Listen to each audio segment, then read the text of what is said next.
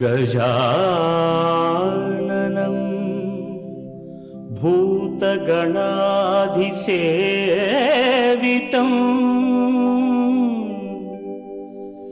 कपित्थजम्बू फलसारभक्षितं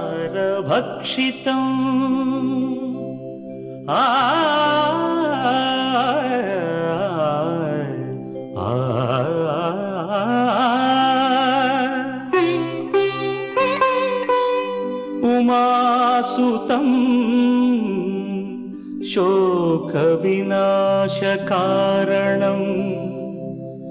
नमामि विघ्नेश्वर पादपङ्कजम्।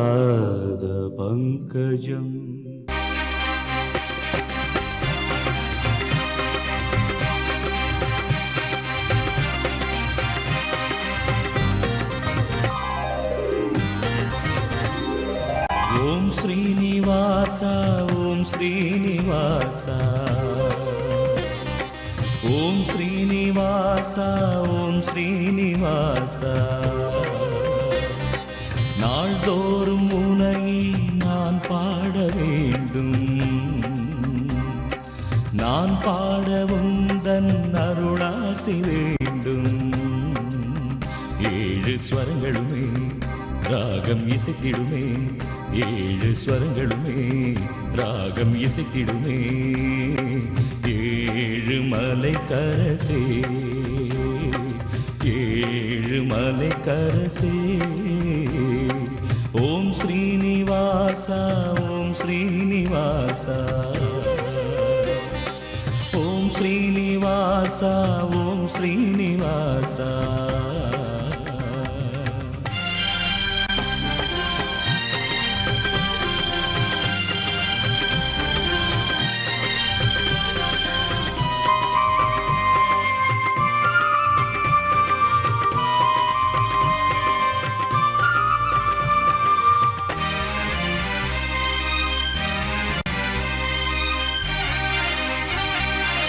திருவேங்கடம் வருவேனே, உந்தன் திருப்பாதமே பணிவேனே.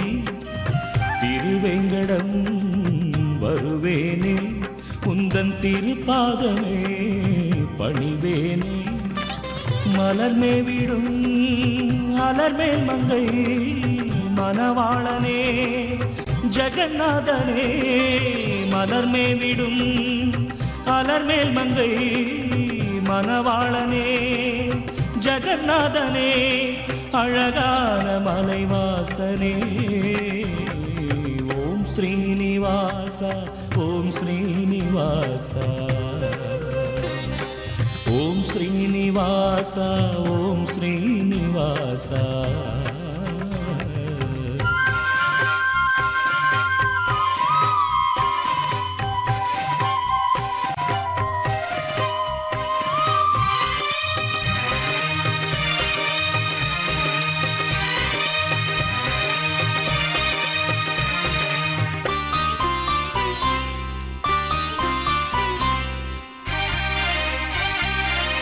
உனக்காகவே இசைத்தேனே, என்றும் உன் பேரையே நினைத்தேனே. உனக்காகவே இசைத்தேனே, என்றும் உன் பேரையே நினைத்தேனே. கருணாலயம் அருளாலயம் கமலாலயம் உனதாலயம். கருணாலயம் அருளாலயம் கமலாலயம் உனதாலயம். அருள்வாயே கோவிந்தா. ஓம் ஸ்ரீனிவாசா ஓம் ஸ்ரீனிவாசா ஓம் ஸ்ரீனிவாசா ஓம் ஸ்ரீனிவாசா.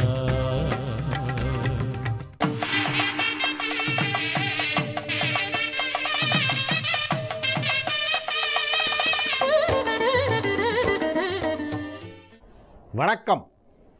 செவ்வாய்க்கிழமை ஆகஸ்ட் மாதம் 5ஆம் தேதி, ஜெய வருஷம் ஆடி மாதம் 20ஆம் தேதி. இன்றைய நட்சத்திரம் அனுஷம், திதி வளர்பிறை நவமி. யோகம் சித்த யோகம். மேஷ ராசிக்கு சந்திராஷ்டமம். நாள் முழுவதும் மேஷ ராசிக்கு சந்திராஷ்டமம் உள்ளது. இன்றைக்கும் நாளைக்கும் மேஷ ராசிக்கு சந்திராஷ்டமம். இன்று கரிநாள். ஆடி 20 எப்பொழுதுமே கரிநாள். ராகு காலம் 3 மணி முதல் 4:30 மணி வரை. யமகண்டம் காலை 9 மணி முதல் 10:30 மணி வரை. குளிகை நேரம் பகல் 12 மணி முதல் 1:30 மணி வரை. நல்ல நேரம் என்னும் சுப ஹோரைகள் காலை 8 மணி முதல் 9 மணி வரை, பகல் 12 மணி முதல் 1 மணி வரை, இரவு 7 மணி முதல் 8 மணி வரை. இன்றைய கிரக நிலவரம்: மிதுனத்தில் சுக்கிரன், கடகத்தில் சூரியன், புதன், குரு, கன்னியில் ராகு, துலாமில் சனி, செவ்வாய், விருச்சிகத்தில் சந்திரன், மீனத்தில் கேது.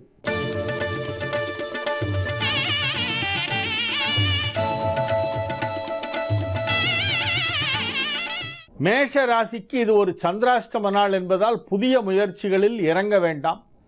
கோபத்தை கட்டுப்படுத்த வேண்டும். பயணங்களை இயன்றவரை தவிர்த்து விட வேண்டும். பணம் கொடுக்கல் வாங்கல் போன்ற விஷயங்களிலே சற்று எச்சரிக்கையாக இருக்க வேண்டும். இயன்றவரை அதையும் தவிர்த்து விடுவது நல்லது. மனதை அமைதியாக வைத்துக்கொள்ள ராம் ராம் ராம் ராம் ராம் ராம் என்று சொல்லி ராமநாமத்தை ஜபித்து கொண்டிருக்க வேண்டும். ராமநாம தாரக மந்திரத்தை உச்சரித்து கொண்டிருந்தால் மனதிலே ஏற்படுகின்ற ஆவேசமான குணங்கள், கோபதாபங்கள், தவறான எண்ணங்கள் இவையெல்லாம் கட்டுப்படும். ஆகவே ராமநாமத்தை ஜபித்து கொண்டிருக்க வேண்டிய ஒரு நாளாக இந்த நாள் விளங்குகிறது. ரிஷப ராசிக்கு இது ஒரு நன்மைகள் நடைபெறும் நல்ல நாள். ராசிக்கு 7ஆம் இடத்திலே சந்திரன் இருக்கக்கூடிய ஒரு மிகச்சிறந்த நாள். குரு பார்வையிலே சந்திரன் 7ஆம் இடத்திலே இருக்கிறது. அதிக அளவிலான தொழில் வளர்ச்சி ஏற்படக்கூடிய ஒரு மிகச்சிறந்த நாள். உடன் பிறந்தவர்களுடன் ஏற்பட்டிருந்த கருத்து வேறுபாடுகள் அனைத்தும் மறைந்து குடும்பத்திலே நல்லிணக்கம் ஏற்படுகின்ற ஒரு மிகச்சிறந்த நாளாக இந்நாள் விளங்கும். மகிழ்ச்சியான நல்ல தகவல்கள் வந்து சேரும். தொழில் வளர்ச்சி மிகச் சிறப்பாக இருக்கக்கூடிய ஒரு நல்ல நாள். மிதுன ராசிக்கு இது ஒரு நன்மைகள் நடைபெறும் நல்ல நாள். பொருளாதார ரீதியாக நல்ல முன்னேற்றம் ஏற்படுவதற்கான வாய்ப்பு இந்நாளிலே உண்டு. பணம் கொடுக்கல் வாங்கல் சீராக நடைபெறும். அசையா சொத்துக்கள் விற்பனை செய்தல் அல்லது வாங்குதல் போன்ற முயற்சிகள் வெற்றிகரமாக அதன் பணிகளெல்லாம் நடைபெறும். அதற்கான முயற்சிகளை இந்நாளிலே செய்யலாம். தொழில் ரீதியாக முக்கியமான சில சந்திப்புகள் இந்நாளிலே ஏற்படும். முக்கிய நபர்களை சந்தித்து தொழில் தொடர்பான பேச்சுவார்த்தைகளை எல்லாம் செய்வீர்கள். நன்மைகள் நடைபெறும் நல்ல நாளாக இந்நாள் விளங்கும்.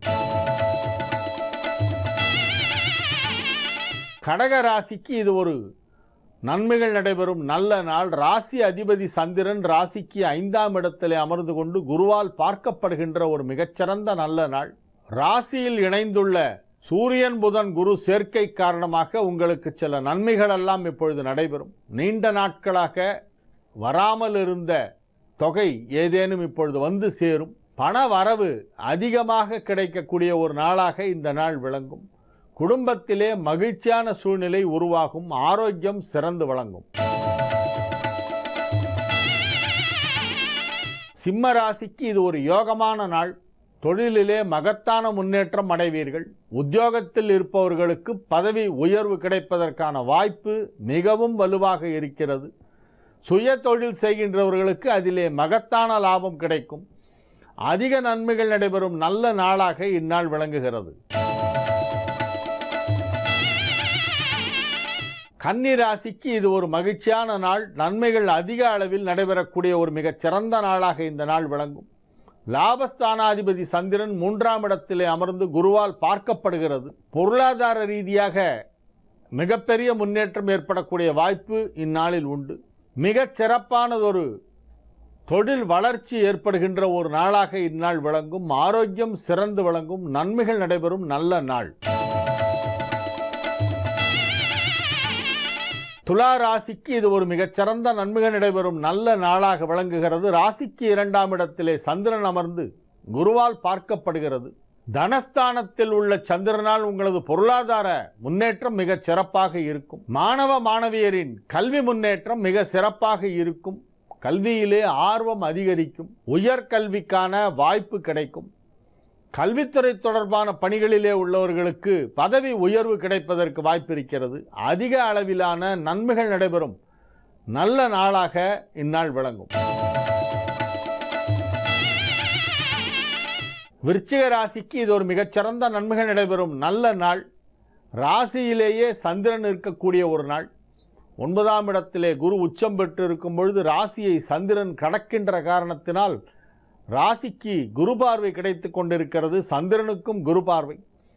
மிகச்சிறப்பான ஒரு கிரக நிலவரம் ஏற்பட்டுள்ள நாள் என்பதால் அதிக அளவிலே நன்மைகள் நடைபெறும். மகிழ்ச்சியாக இருப்பீர்கள்.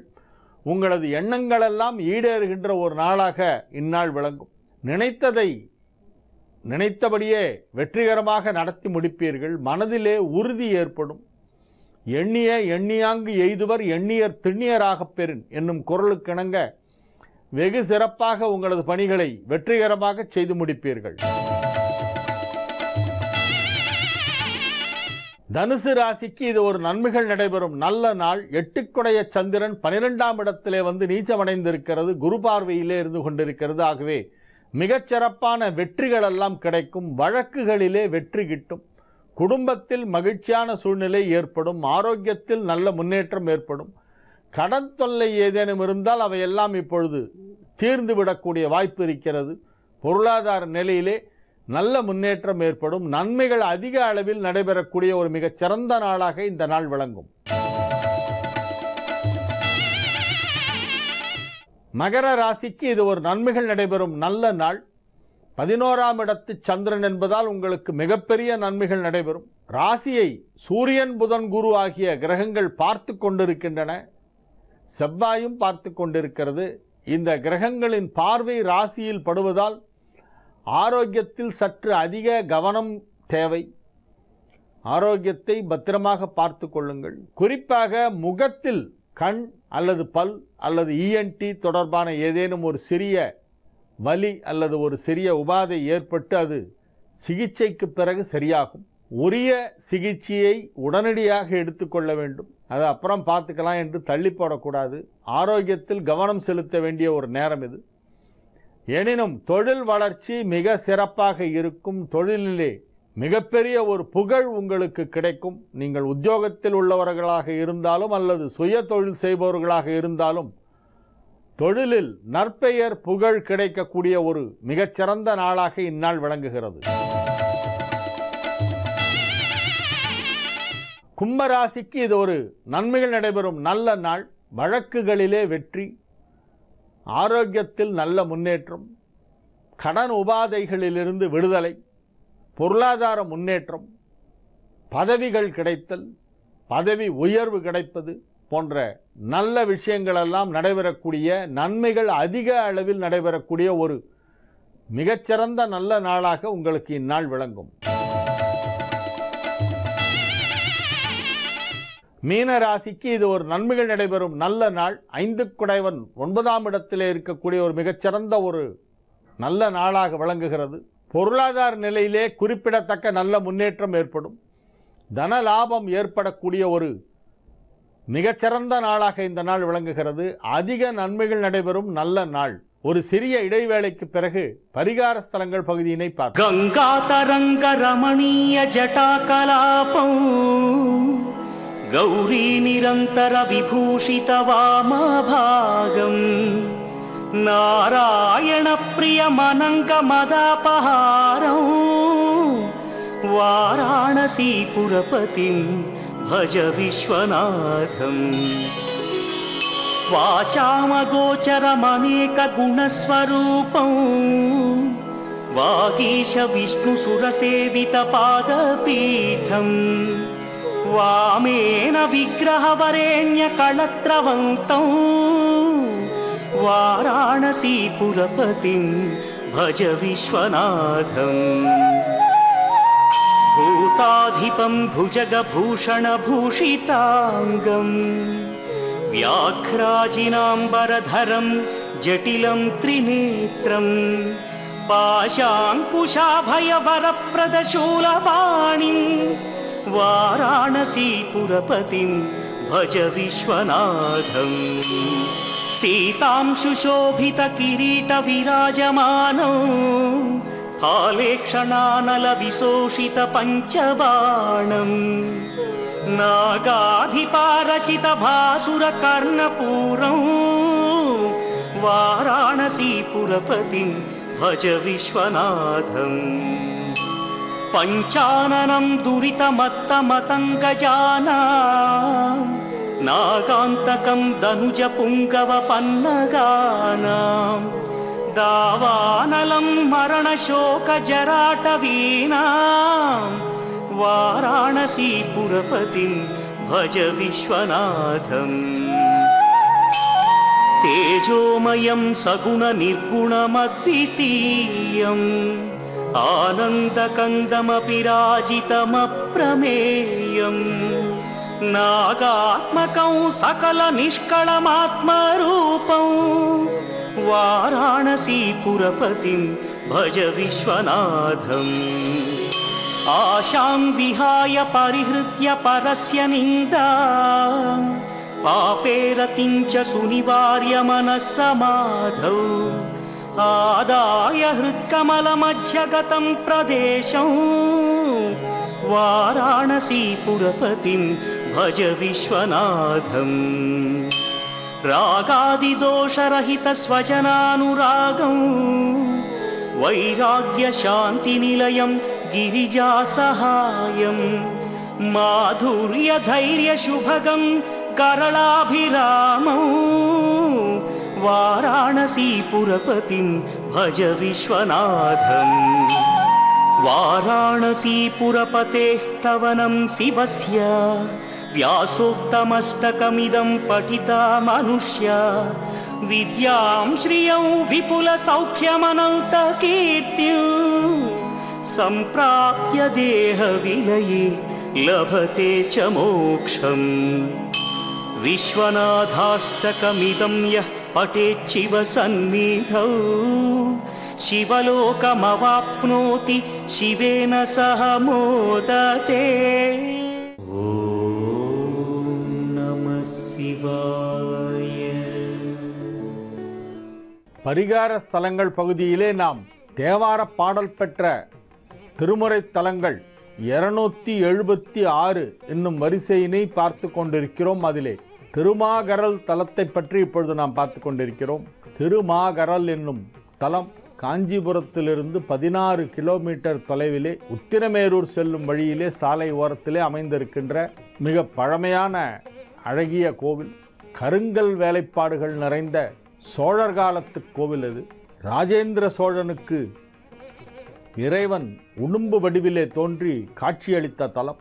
இத்தலத்து ஈசன் சிவலிங்க திருமேனியாக உடும்பின் வால் வடிவிலே லிங்கத்தின் அமைப்பு அமைந்திருப்பதை நாம் இப்பொழுதும் பார்க்கலாம். தூங்கானை மாடம் என்று சொல்லப்படுகின்ற கஜப்பிருஷ்ட விமானமாக அமைந்திருக்கிறது.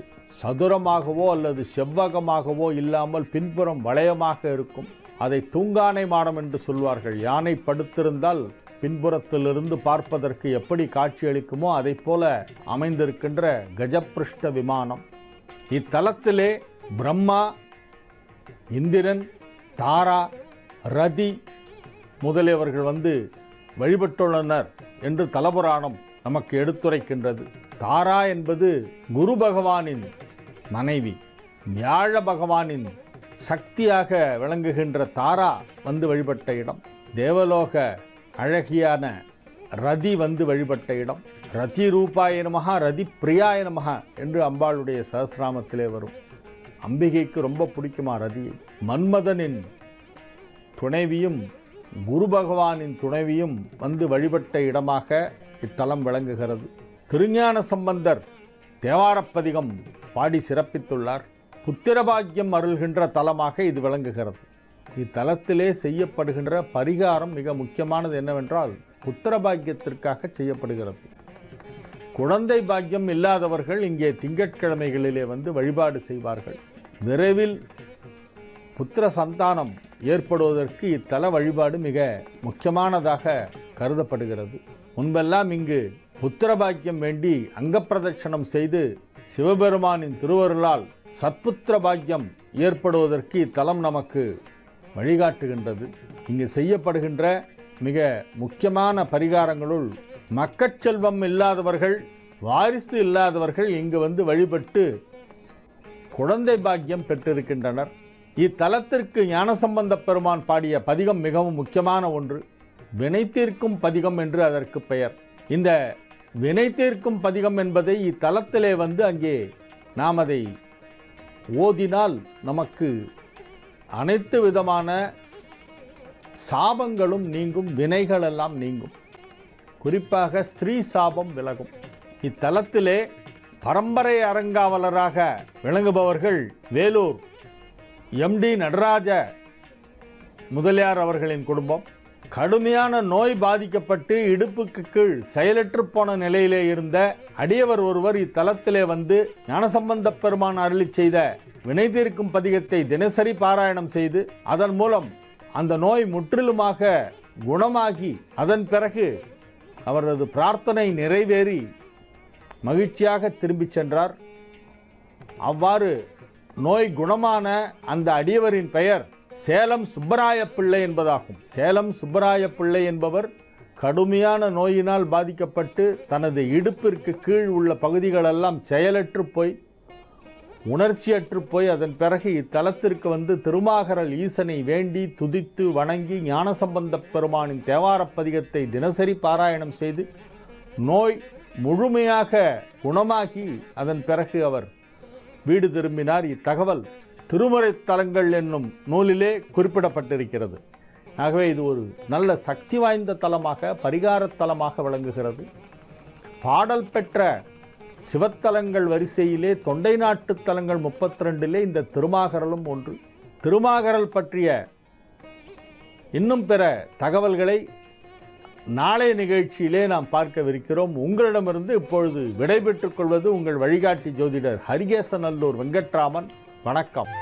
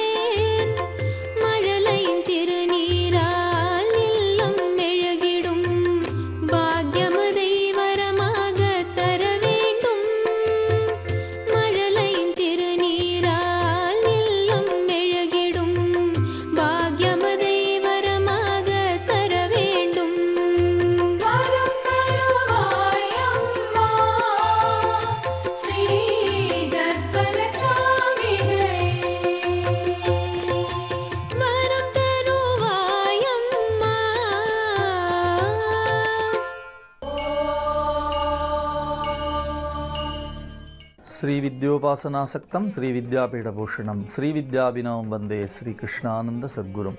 அனைவருக்கும் இனிய காலை வணக்கம். தேவியினுடைய திருவுருவ தியானத்தை நாம் சிந்தித்து கொண்டிருக்கிறோம். சின்னஞ்சிறிய மருங்கினில் சாத்திய செய்யப்பட்டும் பெண்ணம்பெரிய முலையும் முலையில் முத்தாரமும் பிச்சும் வைத்த கண்ணங்கரிய குழலும் கண்மூன்றும் கருத்தில் வைத்து தன்னந்தனி இருப்பார்க்கு இதுபோலும் தவமில்லையே. உடையாளை ஒல்கு செம்பட்டு உடையாளை என்று நாம் பார்க்கிறோம். தேவியினுடைய அழகை சொல்லுகிற பொழுது அவளுடைய செம்பட்டு அருமையான சேலையினுடைய தன்மையை பார்த்தோம். அதனைத் தொடர்ந்து அவர் சொல்லுகிறார் பெண்ணம்பெரிய முலையும் முலையில் முத்தாரமும் என்று சொல்லுகிறார். தேவியினுடைய அருமையான மார்பிலே இந்த உலகம் முழுவதுமாக உயிர் முழுவதுமாக அந்த மார்பிலே இருந்து உயிரோட்டம் மிக்க அமுதை பெற வேண்டும் என்ற காரணத்தினாலே தேவியினுடைய மார்பினை பெண்ணம்பெரிய முலை என்று சொல்லுகிறாள். ஒரு குழந்தை தாயினுடைய ஸ்தனபாரங்களை பார்க்கக்கூடிய குழந்தைத்தனமான பார்வையிலே அந்த பார்வையை நாம் நிறுத்தி கொள்ளுகிறோம். அந்த மார்பின் மேலே என்ன நிற்கிறது என்று சொன்னால் முத்தாரமும். பல இடங்களிலே அந்த முத்து மாலையை சொல்லுகிறார். இடங்கொண்டு விம்மி இணை கொண்டு இறுகி இளகி முத்து வடங்கொண்ட கொங்கை மலை கொண்டு இறைவர் வலிய நெஞ்சை என்று ஒரு பாடலிலே பார்த்தோம். வார்க்குங்கும முலையும் முலை மேல் முத்து மாலையுமே என்று ஒரு பாடலிலே பார்க்கிறோம். அப்படி தேவியினுடைய முத்து மாலையை அவர் சொல்லாத இடங்களே கிடையாது. பெண்ணம்பெரிய முலையில் முத்தாரமும் பிச்சி மொய்த்த கண்ணங்கரிய குழலும். தேவியினுடைய அருமையான கூந்தல். அந்த கூந்தலிலே தேவி சூடி இருக்கக்கூடிய மலர் என்ன என்று கேட்டால் பிச்சிப்பூவை தேவி சூடி இருக்கிறாள். பிச்சிப்பூ நல்ல வாசனை மிகுந்த மலர். தேவிக்கு எப்பொழுதுமே வாசனை மிக்க மலர்களையே நாம் சூட்ட வேண்டும். வாசனை மிக்க மலர்களை தேவிக்கு சூட்டுகிற பொழுது அந்த இடமே வாசனைக்குரியதாக இருக்கிறது. இயல்பாகவே தேவியினுடைய கூந்தல் வாசனை மிக்கதாக இருக்கும். அதோடு சேர்த்து நாம் இந்த வாசனையை சேர்க்கிறோம். தேவியினுடைய பக்தர்கள் எல்லோருக்கும் தெரிந்த பாடல் சீர்காழி அவர்களுடைய பாடல். சின்னஞ்சிறு பெண் போலே சிற்றாடை இடை உடுத்தி சிவகங்கை குளக்கரையில் ஸ்ரீதுர்கை சிரித்திருப்பாள். மின்னலை போல் மேனி அன்னை சிவகாமி இன்பமெல்லாம் தருவாள் எண்ணமெல்லாம் நிறைவாள். பின்னல் சடை போட்டு பிச்சிப்பூ சூடி நிற்பாள். பித்தனுக்கு இணையாக நர்த்தனம் ஆடிடுவாள் என்று சொல்லுவார். அப்படி பின்னல் சடை போட்டு பிச்சிப்பூ சூடி இருக்கக்கூடிய தன்மையை இந்த பாடலிலே நாம் பார்க்கிறோம். பிச்சி மொய்த்த கண்ணங்கரிய குழலும்.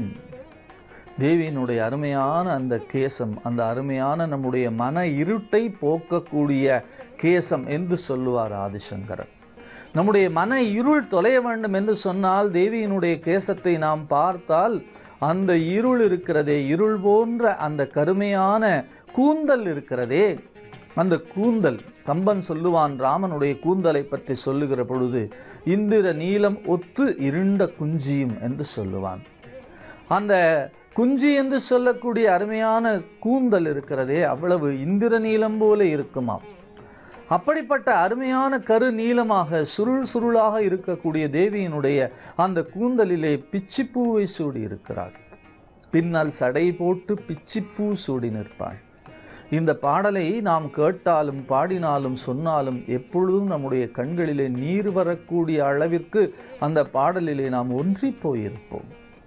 தேவியினுடைய திருவுருவத்தை தியானிக்கிற பொழுது நம்முடைய மனக்கண்ணுக்குள்ளே கொண்டு வந்து தேவியை வைத்து பார்க்கிறோம்.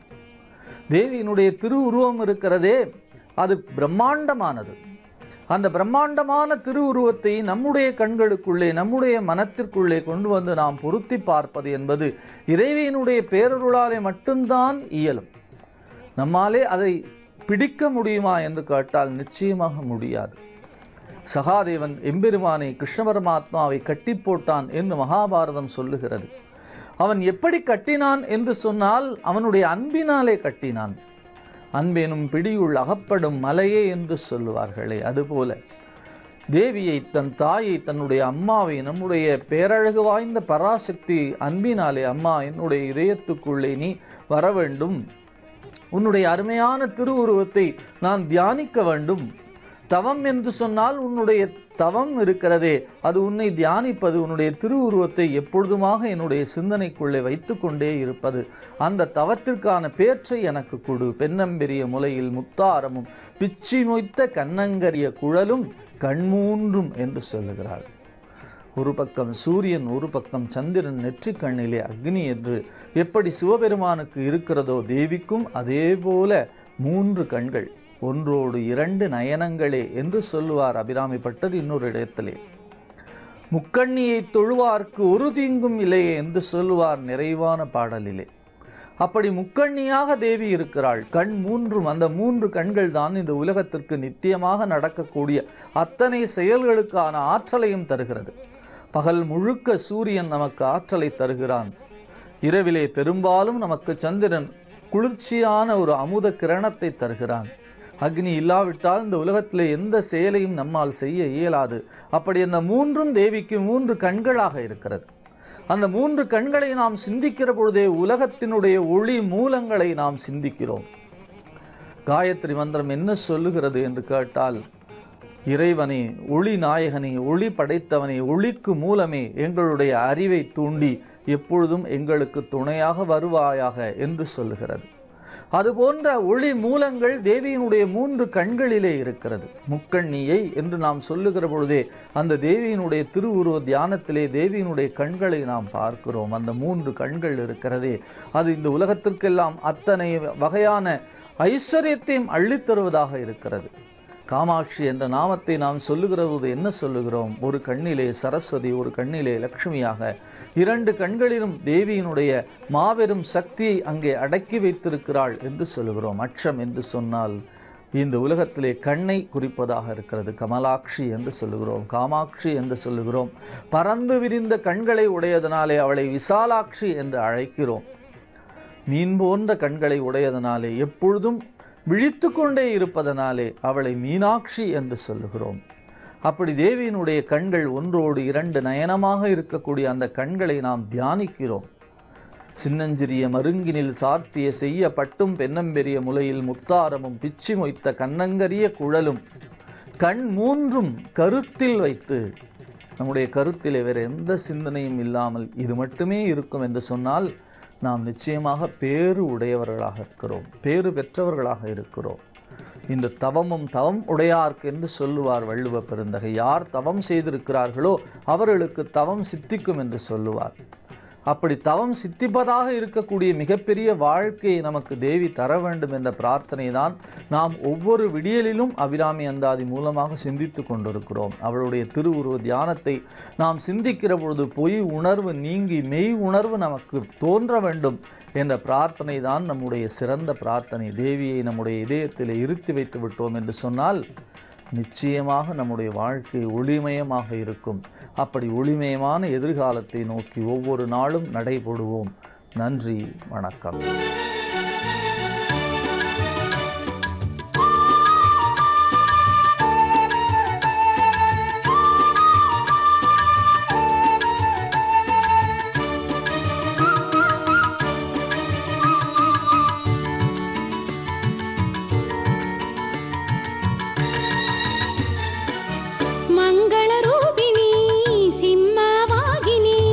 महिषमर्दिनी कोविल कोंडाळे कूता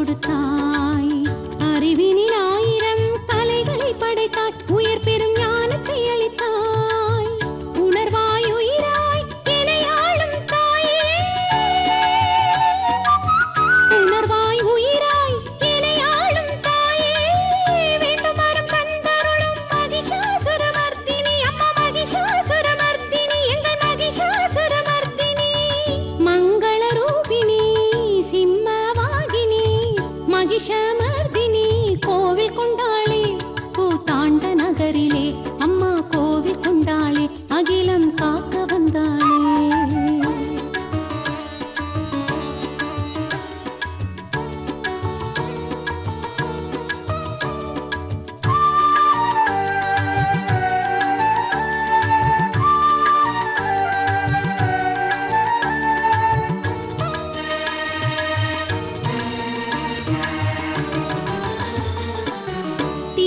தீர்த்திட தீர்த்தமாய் வந்தாய், தீமைகள் தீர்த்திட தீர்த்தமாய் வந்தாய், நல்ல வாழ்வினை தந்தாய், வாழ்வில் வளங்களை தந்தாய், ஆசைகள் வளர்த்திடும் மனமதில் நின்றாய், ஆணவ நோயினை கொன்றாய், வாழ்வாய் வளமாய் இணையாளும் தாயே, வாழ்வாய் வளமாய் இணையாளும் தாயே, வேண்டும் வரம் தந்தருளும் மகிஷாசுரமர்த்தினி அம்மா மகிஷாசுரமர்த்தினி எங்கள் மகிஷாசுரமர்த்தினி, மங்கள ரூபிணி சிம்மவாகினி மகிஷமர்தினி கோவில் கொண்டாளே கூத்தாண்ட நகரிலே அம்மா கோவில் கொண்டாளே அகிலம் காக்க வந்தாளே.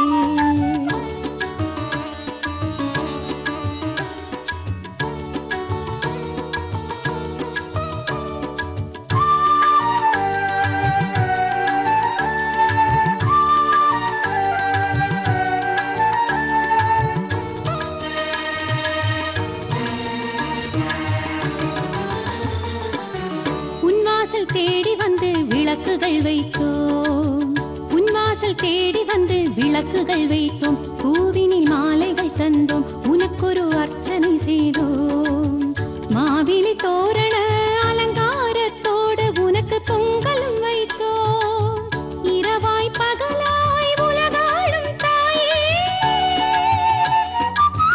இரவாய் பகலாய் உலகாளும் தாயே, வேண்டும் வரம் தந்தருளும் மகிஷாசுரமர்த்தினி அம்மா மகிஷாசுரமர்த்தினி எங்கள் மகிஷாசுரமர்த்தினி, மங்கள ரூபிணி சிம்மவாகினி மகிஷமர்தினி கோவில் கொண்டாளே கூத்தாண்ட நகரிலே அம்மா கோவில் கொண்டாளே அகிலம் காக்க வந்தாளே. பெண்களின் தெய்வமாய் அன்னையின் வடிவமாய் அன்பெனும் ரூபமாய் நேரில் வருபவள் அம்மா நேரில் வருபவள், ஆத்தா நேரில் வருபவள் அம்மா நேரில் வருபவள்.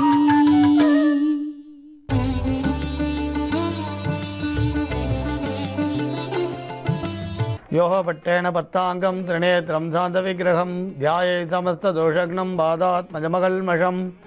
ஆத்மத் குருபியோ நமக விக்னச மகா குருவே நமக. அனுமன் சுவாமிகள் ஆசிகளுடன். பொதுவாக வீடுகளில் பார்த்தீங்கன்னா திருஷ்டி தோஷங்கள் இருக்குதுன்னு சொல்லுவாள்.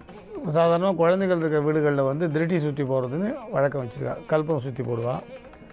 நீங்கள் கடைகள்லாம் இல்லை தொழிற்சாலை வியாபார ஸ்தலங்கள்லாம் பார்த்தீங்கன்னா அமாவாசையில் பூஷ்ணிக்காய் சுற்றி போடுவாள். இது வந்து திருஷ்டி விலகிறதுக்காக செய்யக்கூடியது. இது மிளகாவை சுற்றி போகிறதுன்னு உண்டு. இப்படி நிறைய இருக்குது திருஷ்டி கழிக்கிறதுன்னு.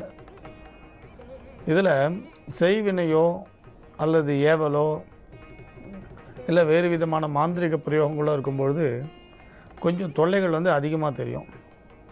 அதுக்கு தான் கிராமங்களில் பார்த்திங்கன்னா நிறைய இந்த மாதிரிலாம் இருக்கிறதுக்கு தான் சுவாமி படங்கள் வச்சு ஆராதனை பண்ணுறது.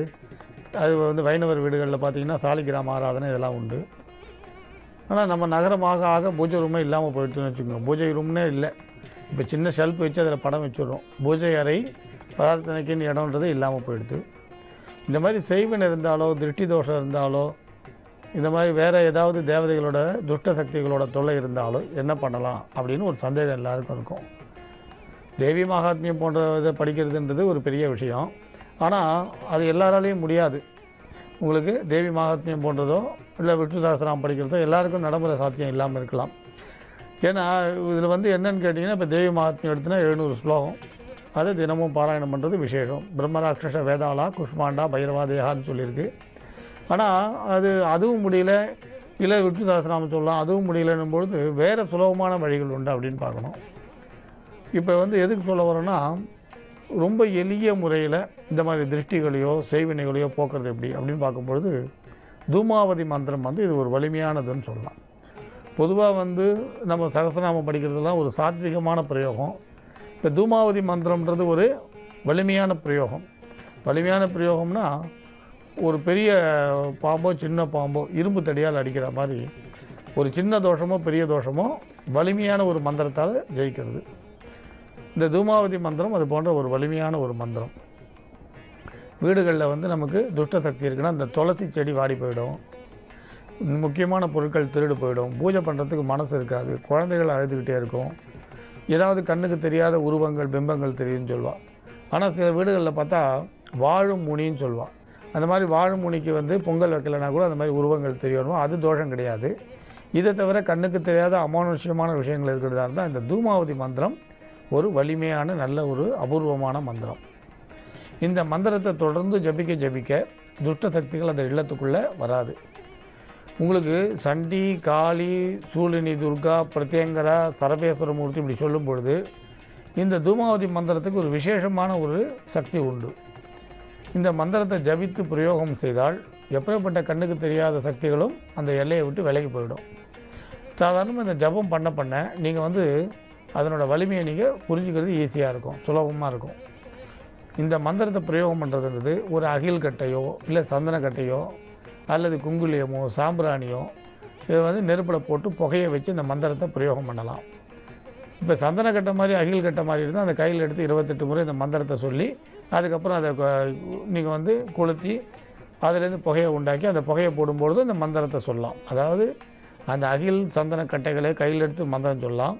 புகையை வைக்கும்பொழுதும் அந்த புகையை வந்து நம்ம தூபத்தை விடு முழுக்க போடும்பொழுது இந்த மந்திரத்தை சொல்லலாம். செவ்வாய், வெள்ளி, அஷ்டமி, நவமி, பௌர்ணமி, அமாவாசை போன்ற திதிகள் மிகுந்த விசேஷமானதுன்னு சொல்லலாம். இது மாதிரி இந்த புகையை போடும்பொழுது அதுலேருந்து வரக்கூடிய அந்த மாந்திரிகமான ஒரு சக்தி வந்து அந்த எல்லையில் இருக்கக்கூடிய துஷ்ட சக்திகளை விலக்கி வைக்கும் அப்படின்னு சொல்லுவாள். அதனால் இது ஒரு அபூர்வமான மந்திரம். இதை வந்து ஆண்கள் பெண்கள் யார் வேணால் ஜபிக்கலாம். வீட்டுகளில் ஆணோ பெண்ணோ யார் வேணால் ஜபிக்கலாம். கெடுபலன்கள் கிடையவே கிடையாது, தைரியமாக ஜபிக்கலாம். இது வந்து மந்திரமும் பார்த்திங்கன்னா ஒரே வரியில் அடங்கிடும். இதை வந்து ஜபிக்கிறதும் சுலபம். ஆரம்பிக்கிறது செவ்வாய் வெள்ளியில் ஆரம்பிக்கலாம். திராட்சை பழம் நைவேத்தியம் பண்ணலாம். உலர்ந்த திராட்சை ரசமும் நைவேத்தியம் பண்ணலாம். இது ஒரு விசேஷ வலிமையான மந்திரம். கிழக்கு நோக்கி ஸ்படிகமணி அல்லது ருத்ராட்ச மணியில் ஜபிக்கலாம். ஆசனங்கள்ன்றது மனை போட்டு உட்கார்ந்தால் போதும், அல்லது வெண்மையான ஒரு பட்டு வஸ்திரம் போட்டு அது மேலே உட்கார்ந்து ஜபிக்கலாம். ஆலயங்களில், நதிக்கரைகளில், ஸ்ரீ தெய்வங்கள் இருக்கக்கூடிய இடங்களில் அம்மன் சன்னதியில் ஜபிக்கிறது இன்னும் விசேஷமான பலன் சொல்வார். இப்போ தொலைக்காட்சியில் தெரிய போகிறது எழுதிக்குங்க. ஓம் தூம் தூம் தூமாவதியை ஸ்வாஹா. ஓம் தூம் தூம் தூமாவதியை ஸ்வாஹா. இந்த மந்திரத்தில் தூமாவதியை ஸ்வாகான்னு சொல்கிறதும் உண்டு, தூமாவதி ஸ்வாகா சொல்கிறதும் உண்டு. பாடபேதம் சொல்லுவாள். இந்த மந்திரம் வந்து ரொம்ப சுலபமான பிரயோகம் பண்ணக்கூடிய மந்திரம். வலிமையான அம்பாள் வந்து வலிமையான தெய்வம். சிலர் வீடுகளில் தேவையற்ற அழுகை இருக்கும், வருத்தம் இருக்கும், சண்டை சச்சரவு இருக்கும், மன வருத்தம் இருக்கும், பொருள் தொலைந்து போகும், நல்ல நாட்களில் வந்து கெட்ட செய்தி தேடி வரும். இதுக்கெல்லாம் இந்த மந்திர பிரயோகம் நல்ல பலன் தரக்கூடியது, தடைகளை முறியடிக்கக்கூடியது, எடுத்த காரியங்களை ஜெயிக்க வைக்கக்கூடியது. இந்த அம்பாள் வந்து ஒரு முக்கியமான ஒரு தெய்வம். இதுக்கு வந்து எந்திரமோ நமக்கு வேறு விதமான படமோ வச்சு வழிபாடு பண்ணணுன்ற அவசியமோ கிடையாது. தேவைப்பட்ட வெள்ளியில் ஸ்தூலம் வச்சு வழிபாடு பண்ணுங்கள். தொடர்ந்து ஜபிக்க பலன் வந்து நல்ல முறையில் கட்டாயம் தெரியும். மீண்டும் நாளைக்கு இன்னொரு அபூர்வமான ஜபத்தை பற்றி பேசலாம். ஜோதிட சிம்மம், திருவள்ளிக்கேணி, சுவாமி கண்ணன் பட்டாச்சாரியா. மங்களானி பவந்து.